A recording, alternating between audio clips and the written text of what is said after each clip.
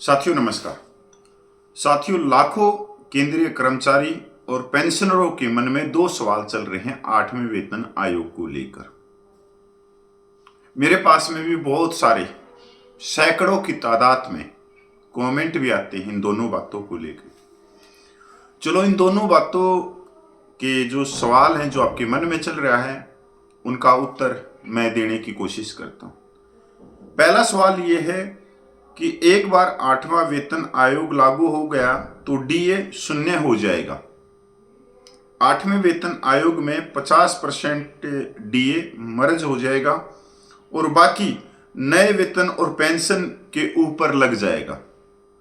उदाहरण के तौर पे जैसे आज के दिन 55% डीए है, उसमें से 50% डीए मर्ज हो जाएगा आपके वेतन और पेंशन में। बाकी जनवरी 2026 तक ये 60% के करीब जा सकता है या 58% रह सकता है।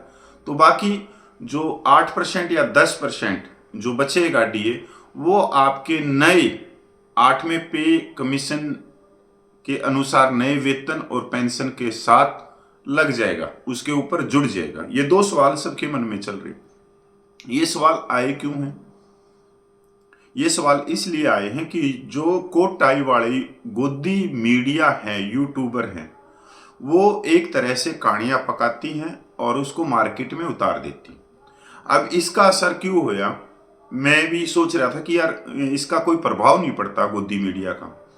पर मैं कल की बात है, एक JW जो ओन सर्विस हैं उनसे बात हो रही थी, तो उन्होंने जिद लगा ली कि नहीं, जो डीए है वो 50% मर्ज हो जाएगा, या जो हमारा बेसिक वेतन है उसके ऊपर फिटमेंट फैक्टर लग के और जो डीए आज चल रहा है 55% वो अलग से मिलेगा।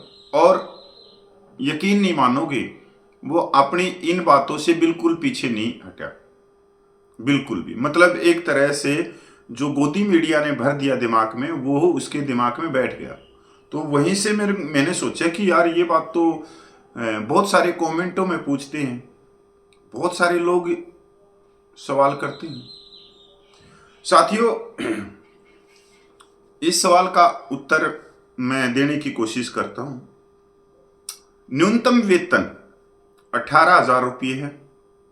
आप न्यूनतम वेतन मान लो 18,000 रुपये को, या पेंशन को मान लो कि पेंशन 18,000 रुपये। 18,000 पर 8वें वेतन आयोग में अगर फिटमेंट फैक्टर 2.86 मिला तो 18,000 गुणा 2.86, तो नया न्यूनतम वेतन हो जाएगा 51,480 रुपये। 51,480 रुपये। अगर 50% डीए मर्ज कर दिया जाए तो 18,000 प्लस 50% डीए, तो नया न्यूनतम वेतन हो जाएगा 27,000 8वें वेतन आयोग से पहले।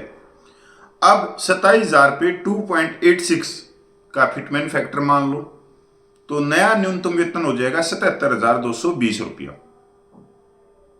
अब आप सोचो कि जो सरकार 2.86 के का फिटमेंट फैक्टर भी नहीं देगी, या नहीं देने के लिए वो क्या क्या प्लानिंग बनाएगी, किस किस तरह से 8वें वेतन आयोग को घुमाएगी, किस तरह के TOR बनाएगी, वो तो आने वाले समय बताएगा। पर 2.86 से 18,000 पे सीधा 2.86 का फिटमेंट फैक्टर देते हैं तो 51,480 रुपया। अगर 50% डीए मर्ज कर देते हैं तो 77,220 रुपया। तो 16,000 रुपया ज्यादा क्यों देगी सरकार? आपको लगता है कि 16,000 रुपया दे देगी और उसके बाद में जो डीए बच गया 8% या 10%, वो 77,220 के ऊपर अलग से देगी। साथियों, ये सब बकवास बातें हैं, ये भ्रम है और ये कहानियां पकाने वाले हैं। 5वें पे कमीशन में डीए मर्ज के लिए सिफारिश की गई थी कि जैसे भी डीए 50% से क्रॉस कर जाए तो 50% डीए बेसिक में मिला देना चाहिए। बेसिक में मिला देना चाहिए। और जब 10 साल में जब पे कमीशन लागू हो उस समय फिटमेंट फैक्टर मिले तो फिर डीए ऑटोमेटिक 0 हो जाएगा। पर 6 पे कमीशन और 7 पे कमीशन ने सिफारिश किया कि डीए मर्ज नहीं करना है। जो 5 पे कमीशन में कही गई थी बात का, उसी बात का 6 पे कमीशन और 7 पे कमीशन में विरोध कर दिया। अब रहेगी डीए मर्ज की बात या डीए शून्य होने की बात। ना तो डीए मर्ज होगा, हाँ डीए शून्य होगा।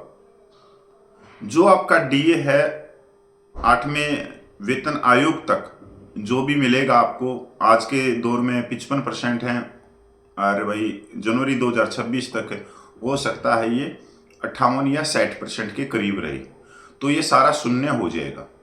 आपका जो न्यूनतम वेतन है आज के दिन जो 18,000 रुपये ले रहे हैं, अगर मैं बात करूं किसी सिपाही की पेंशन की 20,000 रुपया, फिर नायक की पेंशन की करूं बात 23,000 रुपया, हवलदार की 24,000 रुपया, इसी के ऊपर फिटमेंट फैक्टर लगेगा। इसमें डीए का कोई लेना देना नहीं है, डीए ऑटोमेटिक शून्य हो जाएगा।